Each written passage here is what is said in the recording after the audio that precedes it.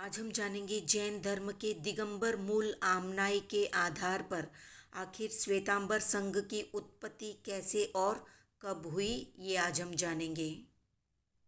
तो जानते हैं दिगंबर मान्यता के अनुसार श्वेतांबर संघ की उत्पत्ति कैसे हुई। तो राजा विक्रमादित्य की मृत्यु के 136 वर्ष के बाद सौराष्ट्र देश के वल्लभीपुर में श्वेतांबर संघ उत्पन्न हुआ। उसके प्रवर्तक भद्रबाहु गनी जी एक निमित्त ज्ञानी थे जो पांचवें श्रुत केवली से भिन्न थे। उनके शिष्य थे शांत्याचार्य और शांत्याचार्य के शिष्य थे जिनचंद्र। दुर्भिक्ष समाप्ति के बाद शांत्याचार्य ने शुद्ध चारित्र पालन करने का आदेश दिया। तब जिनचंद्र ने उन्हें जान से मार दिया और स्वयं संघ का नायक बन गया। शांत्याचार्य मरकर व्यंतर देव बने और उपद्रव करने लगे। उसे शांत करने के लिए जिनचंद्र ने उसे कुल देवता मानकर पूजना शुरू कर दिया। दूसरी कथा के अनुसार पंचम श्रुत केवली श्री भद्रबाहु स्वामी 12 वर्षीय दुर्भिक्ष का समाचार सुनकर दक्षिण की ओर विहार कर गए। रामल्य, स्थूलभद्र और स्थूलाचार्य उज्जैन में ही रह गए।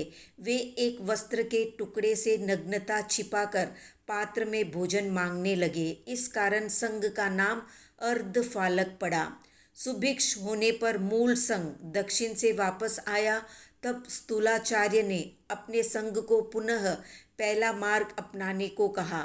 संघ ने उन्हें जान से मार दिया और वे व्यंतर होकर उपद्रव करने लगे। संघ उन्हें कुल देवता मानकर पूजने लगा और ये क्रम 450 वर्ष तक चला। उसके पश्चात वल्लभीपुर की रानी ने राजा की भावना के अनुसार या राजा से पूछकर साधुओं के पास वस्त्र भेजे, जिसे जिनचंद्र ने प्रसन्नता पूर्वक ग्रहण कर लिए। तभी से श्वेतांबर संघ की परंपरा चली आ रही है। जबकि श्वेतांबर ये कहता है कि दिगंबर संप्रदाय की स्थापना कब हुई, ये भी एक शोध का विषय है। परंपरा से दिगंबर की स्थापना वीर निर्वाण की 6वीं-7वीं शताब्दी में मानी जाती है। श्वेतांबर नाम कब पड़ा, वो भी एक अन्वेषण या शोध का विषय है। श्वेतांबर और दिगंबर दोनों सापेक्ष शब्द है। इनमें से एक का नामकरण होने के बाद ही दूसरे के नामकरण की आवश्यकता हुई। भगवान महावीर के संग में सचेल और अचेल दोनों प्रकार के साधुओं का समवाय था।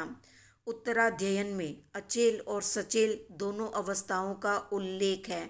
आगम काल में अचेल मुनि जिन कल्पिक कहलाते थे और सचेल मुनि स्थविर कल्पिक कहलाते थे। जब तक जैन शासन पर प्रभावशाली व्यक्तित्व का अनुशासन रहा, तब तक सचेलत्व और अचेलत्व का विवाद उग्र नहीं बना। आचार्य कुंद के समय ये विवाद तीव्र हो उठा था। बीच बीच में इसके समन्वय के प्रयत्न भी होते रहते थे। यापनीय संघ श्वेतांबर और दिगंबर दोनों परंपराओं का समन्वित रूप था। इस संघ के मुनि अचेलत्व की दृष्टि से दिगंबर परंपरा का अनुसरण करते थे और मान्यता की दृष्टि से श्वेतांबर थे।